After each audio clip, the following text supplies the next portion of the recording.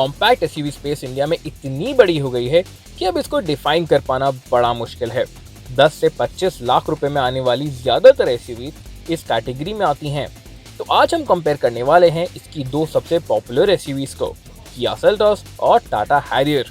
हाँ, हमें पता है अक्सर लोग इन दोनों में से एक को ही कंसिडर करते हैं, पर इस वीडियो में हम आपको बताएंगे कि इनके सिमिलर प्राइस वेरिएंट्स में से आखिर ज्यादा वैल्यू कौन ऑफर करता है।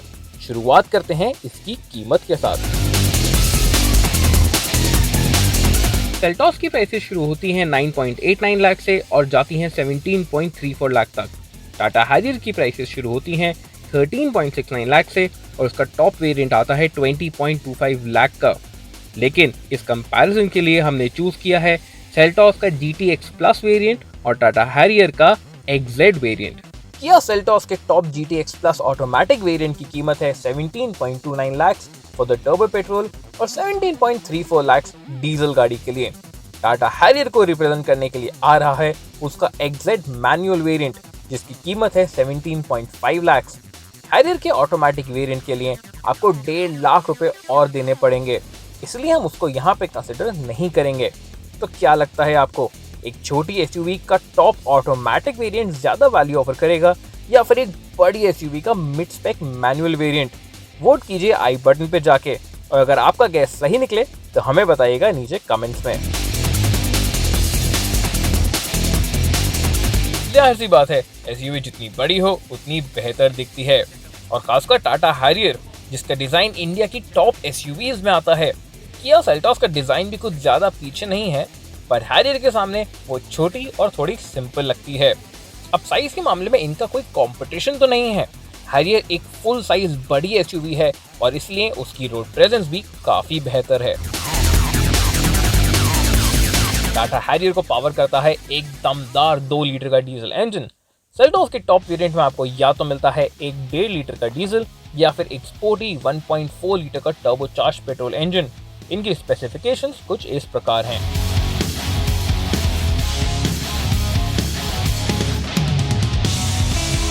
परफॉर्मेंस के मामले में सेल्टॉस टर्बो पेट्रोल लाजवाब है। भले ही बात हो स्ट्रेट लाइन एक्सेलरेशन की या फिर इन गियर एक्सेलरेशन की, वो अपनी कैटेगरी में फास्टेस्ट साबित होती है। ब्रेक्स भी शानदार हैं क्योंकि इस वेरिएंट में आपको मिल जाते हैं all wheel disc breaks.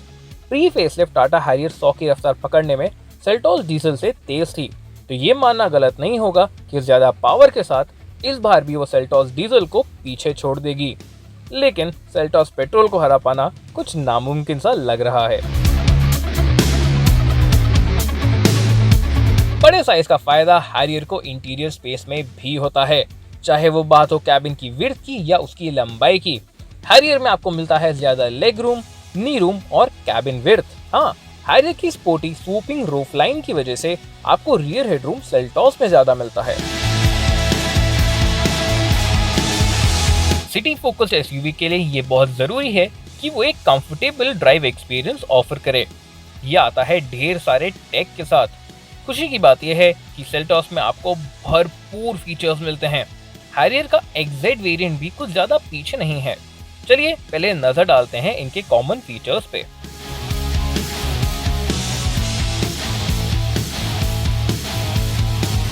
On the whole दोनों ही गाड़ियां आपको फीचर्स में कोई कमी महसूस नहीं होने देंगी। सारे एसेंशियल्स आपको भर के मिल जाते हैं, पर अगर बात हो आपको पैम्पर या स्पॉइल करने की, तो वो काम सेल्टॉस की यूनिक फीचर्स बखूबी कर पाते हैं।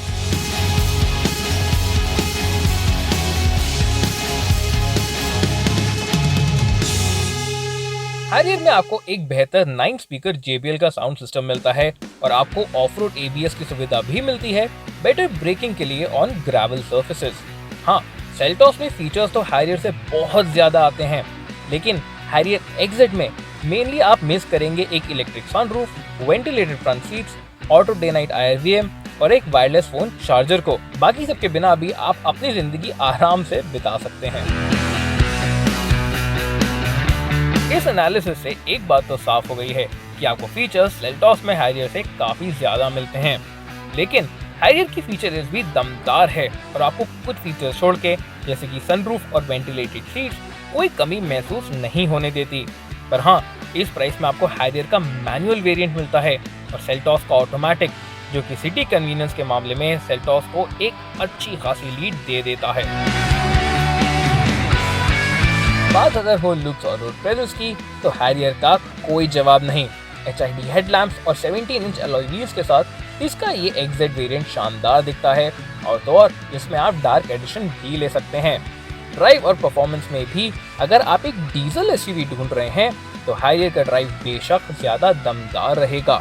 इंटीरियर स्पेस में भी आपको हैरियर ज्यादा ऑफर कर पाएगी, और अगर आपकी SUV का हाईवे यूजेज बहुत ज्यादा होने वाला है तो जाहिर सी बात है कि टाटा हैरियर ही आपके लिए बेस्ट रहेगी, क्योंकि उसका डीजल इंजन बनाता है एक इम्प्रेसिव 170 PS ऑफ पावर, जहां की सेल्टॉस का डीजल बनाता है सिर्फ 115 PS। तो अगर आप ढूंढ रहे हैं एक ऑटोमेटिक SUV, तो किया सेल्टॉस बेशक हैरियर से बेहद ज्यादा वैल्यू डिलीवर करती है। पर हाँ, अगर आपका काम एक मैनुअल SUV से भी चल जाएगा तो वो हैरियर है जो आपको और आपके पूरे परिवार को ज्यादा खुश रख पाएगी।